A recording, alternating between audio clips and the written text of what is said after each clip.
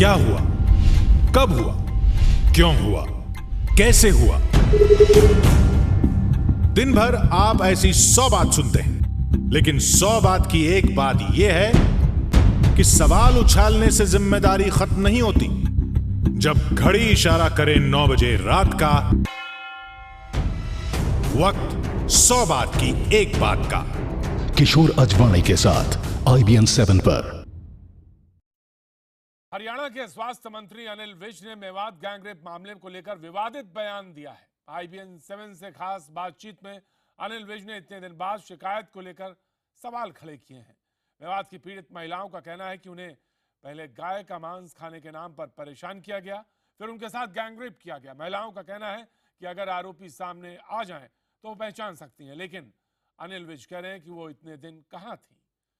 घटना के बाद उन्होंने डॉक्टर और पुलिस से इसकी शिकायत क्यों नहीं की। आपको बता दें कि मेवात के एसपी तक ने मामले की CBI जांच के लिए राज्य सरकार से सिफारिश की है।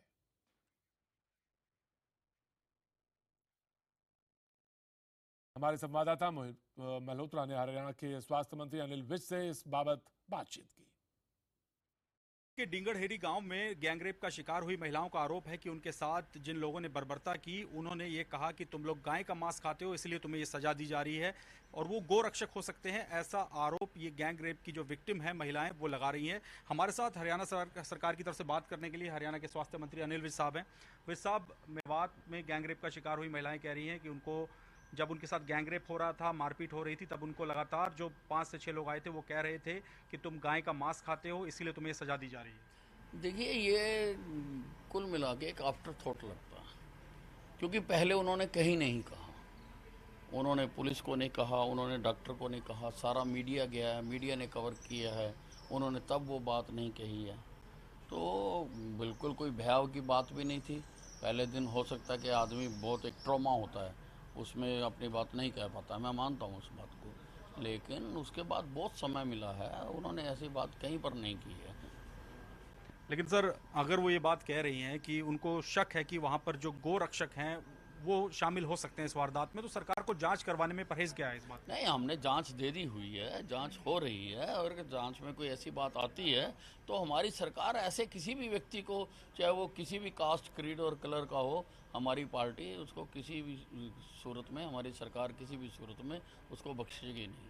अच्छा सर, वो जो विक्टिम महिलाएं हैं वो ये कह रही हैं कि वो पहले दिन काफ़ी सदमे में थी और पुलिस उनको लगातार इधर से उधर घुमाती रही, कभी हॉस्पिटल, कभी पुलिस स्टेशन, और इसी वजह से वो ये बात पुलिस के सामने नहीं रख पाई, काफ़ी गहरे सदमे में थी। नहीं, मैं खुद कह रहा हूँ कि पहले दिन तो बहुत सदमा होता है, ऐसे में माना कि ना कहा, लेकिन आज तो बहुत दिन हो चुके हैं। इस बीच कहीं भी उन्होंने नहीं कहा, किसी मीडिया में नहीं कहा, किसी पुलिस के सामने नहीं कहा, किसी NGO के सामने नहीं कहा, किसी के सामने भी उन्होंने ये बात नहीं कही है। इसीलिए मैं कह रहा हूँ कि अब वो कह रहे हैं तो ज़रूर जांच ज़रूर, क्योंकि हमने दे दी है, इस पहलू को भी उसमें जांच में शामिल कर लिया जाएगा, लेकिन ये आफ्टर थॉट लगता है। हमारे सहयोगी मोहित मल्होत्रा हमारे साथ मौजूद हैं।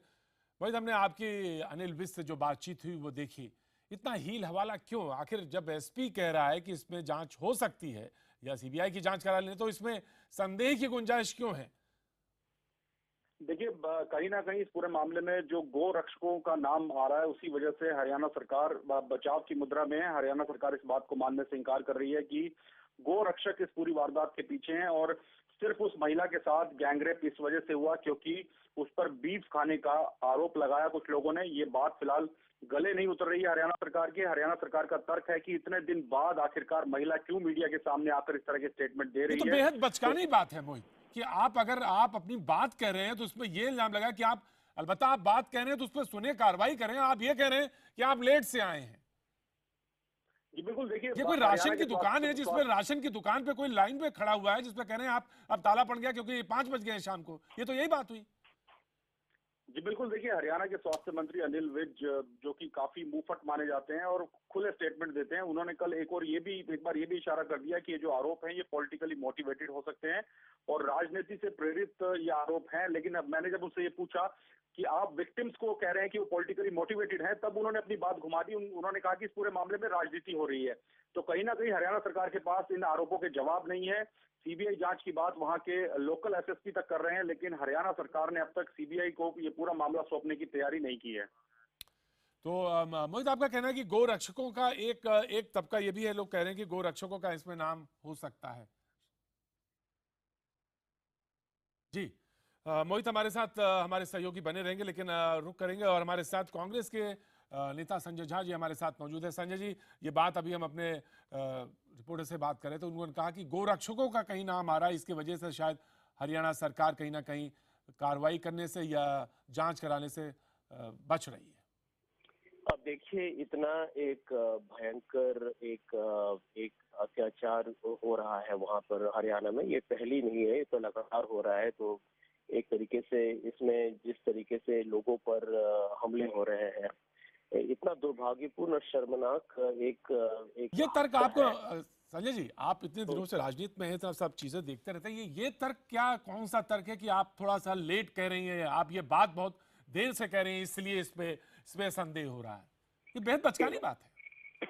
देखिए, इस पर तो मैं समझता हूँ कि जब से इसके बारे में खबर आया है मीडिया में, उसके बाद से तो हर लोग इसी के बारे में बात कर रहे हैं। आप अब कल सोशल मीडिया को पढ़िएगा तो लोग इसी के बारे में चर्चा कर रहे हैं और यही प्रश्न पूछ रहे हैं हरियाणा सरकार से कि क्या आप इतना निर्लज्ज या निकम्मे हो चुके हैं कि आप एक तरीके से, आपके प्रधानमंत्री यहाँ पर बयानबाजी लगा रहे हैं बेटी बचाओ का, और वहां पर आप यहाँ पर इतने गरीब लोगों को, इतने मासूम लोगों को, उनको आपने ऐसे स्थिति पर डाल दिया है कि इसी शक पर कि कोई कुछ खाया होगा, आप एक यहाँ पर धर्म की राजनीति लेके अत्याचार और इस तरह से बलात्कार कर रहे हैं।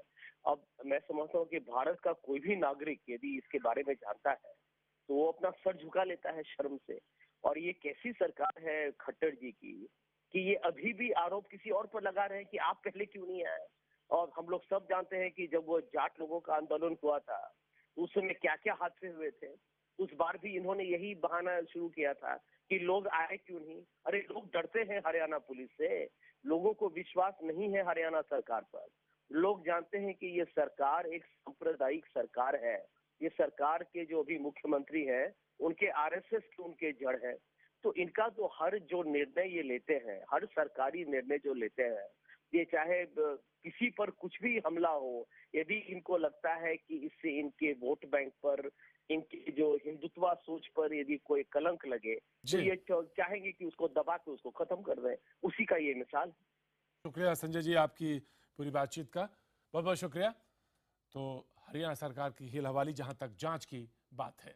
उधर मेवात गैंगरेप कांड में राष्ट्रीय महिला आयोग ने कार्रवाई रिपोर्ट मांगी है। राष्ट्रीय महिला आयोग ने जिलाधिकारी और पुलिस को चिट्ठी लिखकर इस मामले में अभी तक हुई कार्रवाई का ब्यौरा मांगा है।